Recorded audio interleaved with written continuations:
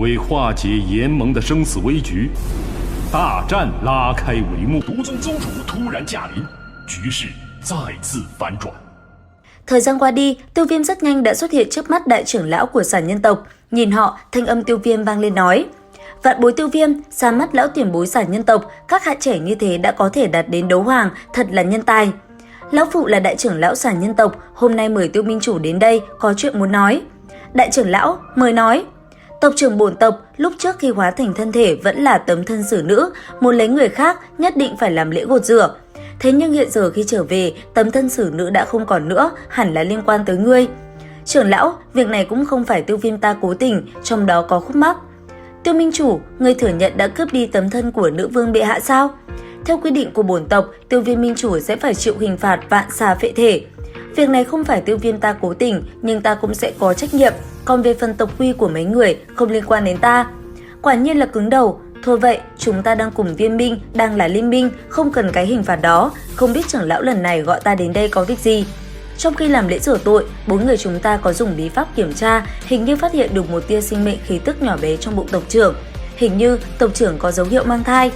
Nghe những lời này, nó giống như sét đánh bên tai, làm cho cả Tiêu Viêm lẫn Mị Độ Toa, hai người trợn mắt há hốc mồm. Khóe miệng Tiêu Viêm giật giật, nhị không được xúc động dậm chân. Đây mới là lần đầu tiên, như thế nào mà trùng hợp vậy? Mang thai sao? Một câu hỏi đột nhiên hiện lên trong đầu Tiêu Viêm. Sau đó, dần tỉnh táo lại, thanh âm Tiêu Viêm vang lên nói: Đại trưởng lão, người không cảm ứng nhầm chứ? Chuyện đó đã xảy ra cách đây hơn 1 năm, lẽ nào mang thai lại lâu như vậy? Tộc Sán Nhân và nhân loại không giống nhau, hơn nữa, bản thể của tộc trưởng là dị thú viễn cổ Thun Thiên Mãng, mang thai 1 năm hay một vài năm cũng không phải là chuyện lạ.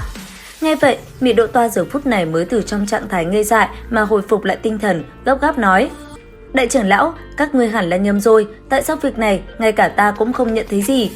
Khí tức của sinh mệnh này rất mỏng manh, người không phát hiện ra cũng là việc bình thường. Về phần khí tức của sinh mệnh này, nó có liên quan tới việc truyền thừa huyết mạch của Mị Độ Toa, đây chính là đại sự ở trong tộc. Bởi vậy, tộc trưởng, ngươi phải nhớ kỹ, về sau phải vô cùng cẩn thận, tránh ảnh hưởng tới thai nhi. Khoảng thời gian này độ bao lâu? Thời gian có thể là 3 năm hoặc 5 năm. Có điều, huyết mạch của Mị Độ Toa vô cùng cường hãn, cho nên đứa bé khi còn trong bụng cần vô số đan dược tầm bổ. Đan dược phẩm chất càng cao, tiềm lực của đứa bé ngày càng lớn. Mị Độ Toa, nàng ấy dùng loại bí pháp đẳng cấp gì? Trung đẳng, nàng ấy thế mà mới chỉ dùng trung đẳng bí pháp sao? Mặc dù chỉ là trung đẳng bí pháp, thế nhưng để luyện chế ra xà tủy thuế cốt đan là không dễ, mà cao đẳng bí pháp để luyện chế ra thiên hồn huyết cốt đan lại càng khó. Tuy nhiên, việc này cùng Tiêu Minh chủ có quan hệ rất lớn, cho nên người cũng phải chịu trách nhiệm. Chuyện này, đại trưởng lão muốn thế nào? Nếu Mị Độ Toa đích thật mang thai, như vậy ngươi chính là cha đứa nhỏ này. Cho nên, ngươi phải làm cho nó một chút gì đó. Vậy ý tứ của đại trưởng lão là... Sản Nhân tộc lần này gặp nạn, tài bảo cất giấu nhiều năm đã thất lạc, cho nên lúc này chỉ còn sử dụng được hạ đẳng bí pháp mà thôi. Với địa vị cùng thực lực của Tiêu Minh chủ, chắc ngài không muốn đứa con của mình phải nhận đãi ngộ kém nhất chứ. Nghe đến đây, Tiêu Viêm mới hiểu được ý tứ của trưởng lão Sản Nhân tộc.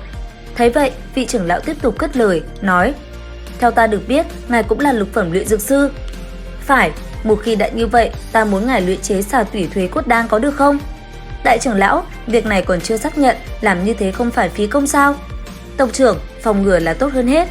Không biết ý của Tiêu Minh chủ thế nào? Xà tủy thuế cốt đan, mặc dù là đan dược lục phẩm, thế nhưng ta cảm thấy thiên hồn dung huyết đan có lẽ tốt hơn.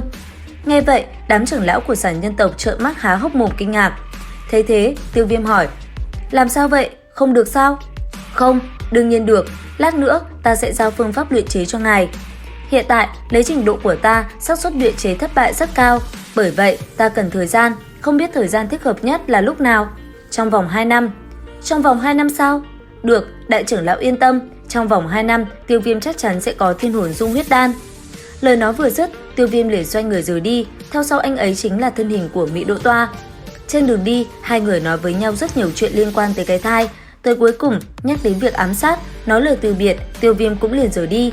Cũng trong lúc đó, ở tại nơi xa, đám người Mộ Lan Tam lão vẫn đang trong quá trình trị thương. Hiện tại, bọn họ vẫn đang trong quá trình thi triển bí pháp. Còn cái tên Nhạn Lạc Thiên, sau trận chiến lúc trước, hắn ta vẫn đang vui thú thưởng ngoạn cùng mỹ nữ mà không một chút đề phòng. Chuyển cảnh tới một nơi khác, sau khi trở về từ Sản Nhân tộc, Tiêu Viêm cũng liền tiến hành tu luyện. Sau đó khi tỉnh lại, anh ấy liền lấy ra phương thức điều chế thiên hồn dung huyết đan và xem thử. Cảm thấy phương thuốc kỳ bí này cần những đan dược kỳ lạ, Tiêu Viêm khẽ thở dài. Cuối cùng, nghĩ tới trận chiến lúc trước, ánh mắt Tiêu Viêm bất chợt trở nên sắc bén. Sau đó, lấy ra bình ngọc lưu lại ấn ký của Tiểu Y Tiên, Tiêu Viêm liền bóp nát. Thở nhẹ một hơi, Tiêu Viêm lẩm bẩm nói: "Hôm nay sẽ động thủ." Dứt lời, anh ấy liền đi nhanh ra bên ngoài. Thời gian trôi qua, trên đỉnh núi, Hải Ba Đông cùng Tiêu Viêm và Gia Lão đứng song song, đang thấp giọng nói chuyện với nhau. Đang trao đổi, Hải Ba Đông thoáng cau mày, nhìn về phía xa nói: "Mị Độ Toa còn chưa đến sao? Ta đã phái người đến thông báo cho nàng, chắc hẳn đang chỉnh đốn lại cường giả xà nhân tộc." Dứt lời, ánh mắt Tiêu Viêm liền hướng về phía xa. Bất chợt, anh ấy nhìn thấy vài bóng người xuất hiện, sau đó thân ảnh hắc bào chậm rãi rơi xuống mặt đất. Phía sau, cường giả của xà nhân tộc cũng theo sau. Nhìn Mị Độ Toa cải trang như vậy, Tiêu Viêm có cảm giác lạ lẫm. Khẽ cười nhẹ, thanh âm Tiêu Viêm vang lên nói: "Nếu đã chuẩn bị đầy đủ, chúng ta xuất phát thôi." Dứt lời, Tiêu Viêm cùng Mị Độ Toa cũng liền phóng người hướng về phương xa. Theo sau, cường giả của Viên Minh và xà nhân tộc cũng lặng lẽ đi tới. Thời gian trôi qua, ở tại căn phòng nơi Nhạn Lạc Thiên đang cùng mỹ nữ chơi đùa, ở trong một góc nhỏ, thân hình Mị Độ Toa với áo bảo đen rất nhanh đã xuất hiện. Đúng vào lúc Tinh kia không để ý, lưỡi kiếm trong tay Mị Độ Toa đã xuất hiện.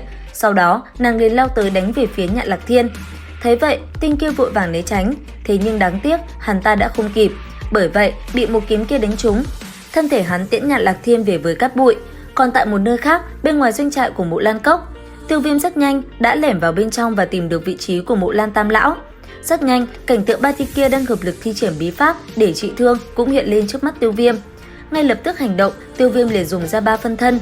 Sau đó, anh ấy ngưng tụ một quyền đánh thẳng xuống phía dưới. Nhìn bóng người bất chợt xuất hiện, đấu khí hùng hồn phát ra, 3 người Mộ Lan Tam Lão liên thủ, quyền cước nhắm thẳng bóng người lao tới. Trong khoảnh khắc va chạm, một vụ nổ ầm ầm bạo phát làm nơi này nổ tung. Thế nhưng trong tình huống đó, phân thân chính đã hướng tới tên trưởng lão bị trọng thương. Sau đó một đòn tung ra, Tiêu Viêm liền kết liễu sinh mệnh của hắn. Thấy vậy, hai tên còn lại của Mộ Lan Tam Lão phẫn nộ. Ngay lập tức, bọn họ liền đuổi theo Tiêu Viêm. Không những thế, ở phía sau, rất nhiều bóng người với hai cánh sau lưng đã hướng về phía Tiêu Viêm truy đuổi. Thế vậy, Tiêu Viêm liền một đường đánh tới. Rất nhanh, anh ấy đã xuyên thủng toàn bộ đám cường giả của Mộ Lan Cốc. Sau đó, với tốc độ như tia chớp, anh ấy còn nhanh chóng đả thương vài tên đấu vương, khiến đám người kia suy giảm lực lượng nhanh chóng. Thấy vậy, hai tên trưởng lão của Mộ Lan Cốc phẫn nộ, từ trong cơ thể, đấu khí ầm ầm bạo phát. Giữa không trung, một quả cầu ngưng tụ lực lượng khủng bố đã thành hình. Còn Tiêu Viêm, phía sau anh ấy, đám đấu vương trưởng lão vẫn đang không ngừng truy đuổi, lực lượng của bọn chúng là cực kỳ cường hãn. Bởi vậy, anh ấy đành liều mạng, thân thể dừng lại giữa không trung, bàn tay khép lại, một luồng năng lượng kinh khủng mang theo hỏa diễm ầm ầm bạo phát. Sau đó, toàn bộ ngưng tụ lại một điểm, giữa ngực Tiêu Viêm, một đóa sen đã thành hình, sau đó đánh thẳng về phía trước, hướng về quả cầu đang phóng tới. Trong khoảnh khắc va chạm, một vụ nổ ầm ầm làm sáng bừng bầu trời đêm bạo phát, khi kinh khí thổi qua, toàn bộ nơi này như rung động. Nhất thời, tất cả mọi người đều phải tránh xa luồng hỏa diễm cực kỳ khủng bố, đến khi khói bụi qua đi, Tiêu Viêm sắc mặt đã trở nên đen sạm. Còn hai tên gia hỏa của Mộ Lan Tam Lão, sau một đòn đó, bọn họ đã sức cùng lực kiệt, thế nhưng chưa kịp hoàn hồn, Mị Độ Toa đã liền hiện ra. Thấy vậy, hai tên kia chạy sâu vào trong rừng trốn thoát, thế nhưng đáng tiếc, Mị Độ Toa không cho bọn chúng cơ hội. Chỉ trong tích tắc, cầm lưỡi kiếm sắc nhọn trong tay, nàng đã từ từ tiến tới và một kiếm kết liễu bọn chúng, tiễn hai tên kia về với cát bụi. Đến đây thì hết tập 68/5 Đấu Phá Thương Khung. Xin chào và hẹn gặp lại các bạn ở những video tiếp theo.